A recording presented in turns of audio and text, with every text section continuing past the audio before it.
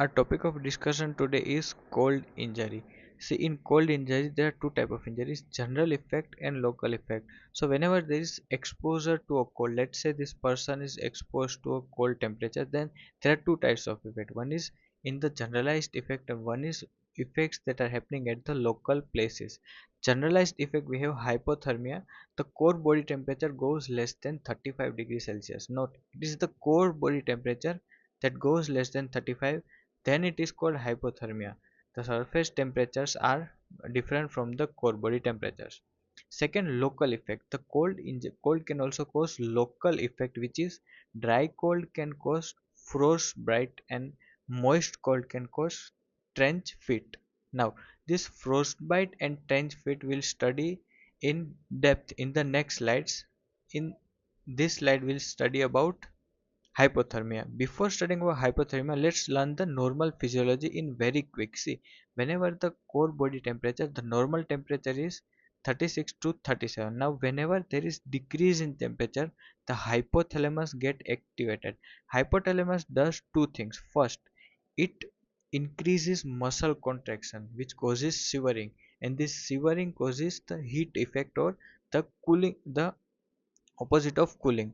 Next is it does vasoconstriction. So now this is a conceptual understanding that you need to develop here.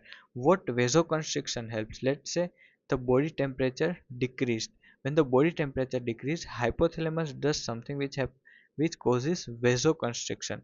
Now this vasoconstriction diverts the blood away from the skin. Let's say this is the skin and these are the internal organs. So whenever there is vasoconstriction is there, the blood is diverted from the skin to the internal core body side. So there is no blood or less blood is going to the surfaces. So if the less blood goes to the surfaces, less heat will go to the surface, right? So this is a mechanism to save heat. So just understand one thing. Just understand one thing, that whenever the core body temperature goes down, hypothalamus does muscle contraction which causes shivering. Second is it causes vasoconstriction. Done. So now next slide we'll study about hypothermia. We know hypothermia is core body temperature less than 35, and where it is measured, it is measured at rectum and lower end of esophagus, the internal organs. You cannot measure it at the armpit because the temperature will be different over there. So it is measured at rectum and lower end of esophagus, and this lower end of esophagus is the best site because the lower end of esophagus is near the heart. Okay, so lower end of esophagus is near the heart, so it will tell the temperature of the blood which heart is pushing in the brain. So it will give you specific temperature. So the lower end of esophagus is the best place to study the core body temperature. Now, who are more susceptible to hypothermia? First is newborns. Why newborns? Because newborns have higher surface area as compared to their core body, so there is loss of heat is more in newborns. Second is elderly. Elderly have less subcutaneous fat. So if, let's say, this subcutaneous fat is less, then there is less insulation and heat can escape easily. So newborns, elderly. Hypothyroid patient. Thyroid hormone is a metabolic hormone which causes heat generation. If there is hypothyroidism, then the heat loss is more and there is hypothermia. And alcoholic. See, I told you whenever there is exposure to cold, our body does what? Vasoconstriction. So blood does not go to the skin surface. In alcoholics there is vasodilation, so the blood is going away to the surfaces, and with the blood the heat is also going away. So there is heat loss, and which is worsening the hypothermia. So alcoholics and hypothyroid, so alcoholics does that mechanism. So susceptible populations are newborn, elderly, hypothyroid and alcoholics. Now we are classifying hypothermia based on how much temperature the goes down, right? First one is mild hypothermia, when there is 35 to 32 degrees Celsius temperature. This is core body temperature. I already told you that whenever the core body temperature goes down, the hypothalamus does muscle contraction which will cause shivering.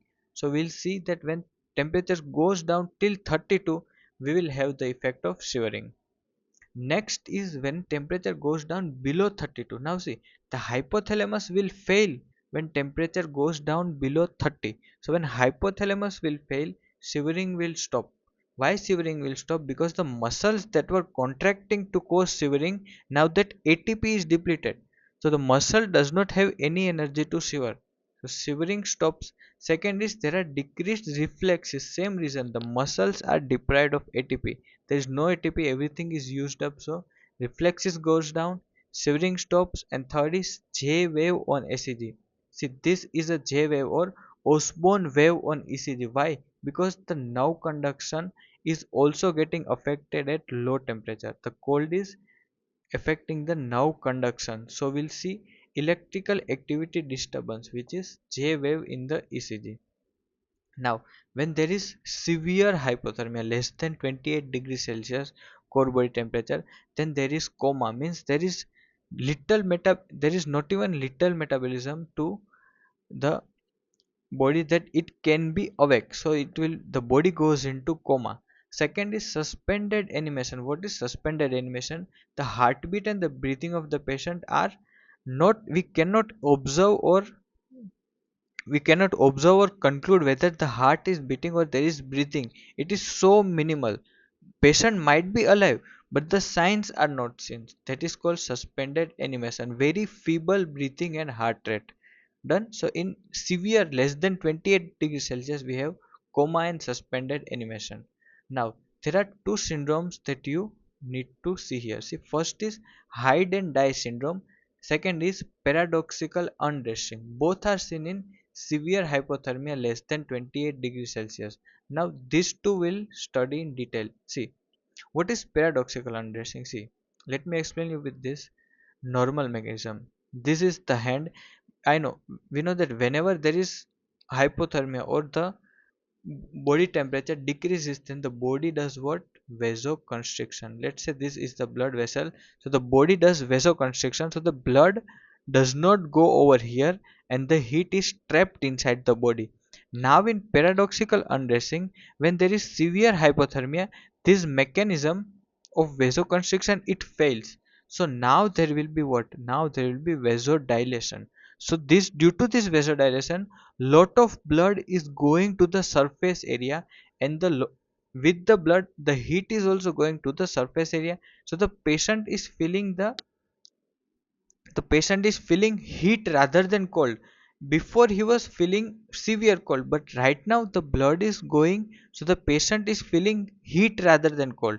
Now the thing here is the blood is going away to the skin surfaces, so heat loss is also increasing.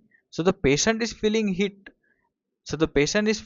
but the heat loss is increasing. So this will worsen the hypothermia. So when this happens, due to this heat, the patient removes its clothes. That is paradoxical undressing. So we have undressing due to failure of vasoconstriction, due to vasodilation increase and the patient undresses.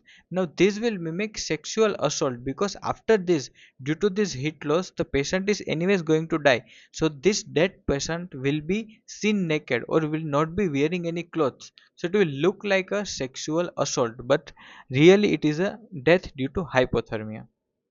Done. Last one is hide and die syndrome. What is hide and die syndrome?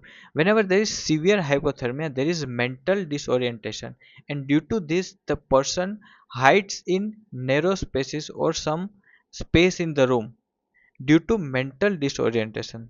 There is nothing vasoconstriction, vasodilation over here.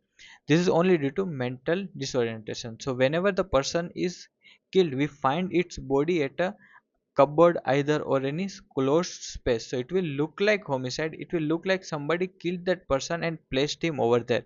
So this is also called terminal burrowing. Done. So this was all about hypothermia. Now we'll study autopsy findings in hypothermia. See, hypothermia is also called white death or pink hypostasis. What is pink hypostasis? Normally the hypostasis color is purple, but here the hemoglobin, normally the hypostasis, postmortem hypostasis color is purple, but here the hemoglobin is oxygenated even after death, because due to severe cold this hemoglobin molecule is not leaving oxygen, so the appearance is pinkish. So this is pink hypothesis because due to severe cold, hemoglobin is not leaving its oxygen. So we have pink hypothesis. Second is pancreatic necrosis. Why there is necrosis? Because there is vasoconstriction. Blood is not going there, so there is pancreatic necrosis. And the last one is bleeding spots in stomach, which is Wisniewski's ulcers. So bleeding spots in stomach. This is the most important finding over here, right? And the treatment is rewarming. Let's say if anyone encountered this hypothermia, then can you give him hot water of, let's say, boiling water? Then will he be cured? No, because due to hypothermia, already their body is fragile or the skin is fragile. If you put hot water over there, then there will be more damage. So rewarming is done at 37 or 40 degrees Celsius water, or the water which is close to the body temperature, normal body temperature water. Do not pour boiling water or hot water over these patients because it can lead to damage to their already fragile skin. Done. Now we are studying local effects. See, whenever there is severe cold exposure, some effects also occur locally. This effect is frostbite. What is a frostbite? Whenever there is exposure to dry cold, these peripheries are affected. How are they affected? First of all, we know that whenever there is exposure to cold, there is vasoconstriction, right? So this blood vessel will constrict. So the blood is not going at the peripheries. So the peripheries are the areas that are affected the most. So in the first step we have frost nip or pallor. Why pallor? Because blood is not going there, so there is a whitish appearance. So stage 1 is frost nip and pallor. It is reversible because any tissue is not damaged here. There is just vasoconstriction. If you rewarm it now, give them 37 or 40 degrees Celsius water, then the blood vessels will dilate and blood will go over there, and this is patient will be normal. So stage 1 is frost nip, which is pallor. Now stage 2 is anesthesia and erythema. Why anesthesia? Now the nerves, let's say this nerve is also getting affected. So there is anesthesia at this point. Second is due to severe cold, the vessels over here, let's say these vessels are getting affected and they are freezing. Due to this severe cold, the tissues are freezing, vessels are getting damaged, so there is extravasation of blood like this. So that will cause erythema or redness and edema blisters. What? Erythema, edema, blisters. And these blisters are signs of inflammation, but we are just understanding it in that way that due to severe cold there is damage to these vessels and the blood is coming out, so we are having edema, erythema and blisters. Now eventually it will occur gangrene. Why? Because step 1 was what? Vasoconstriction. There is no or little blood going in these peripheries, so now there will be gangrene, which is the blackish appearance. So this was deep frostbite. Okay, we'll quickly revise the steps. Frost nip is pallor, superficial frostbite is anesthesia and erythema, and deep frostbite is edema, blisters, and finally gangrene because the blood is not going due to vasoconstriction. And the sites are peripheries. Why peripheries? Because peripheries are the areas that are furthest away from the heart. So they will be affected the most due to that vasoconstriction. Now, last one is trench food or immersion food. See, immersion food occurs at when temperature is even, let's say, 24 or 26 degrees Celsius of water. Why? Because let's say I put a leg in the water and the second leg is another person, let's say person A and person B. Whenever the body parts is inside the leg, inside the water, the heat loss is 25 times more. So even if this leg stays inside the water for, let's say, 1 day or 2 day, then this immersion food can happen. So it does not need a freezing temperature of -2 or -3. No, even if 24-26 degrees Celsius is provided for 2-3 days, then there is this presentation which is trench foot or immersion foot. It is moist cold injury seen in sailors and navy officers due to prolonged immersion of foot under water. What are the features? Features are severe skin damage, discoloration and blistering of the feet.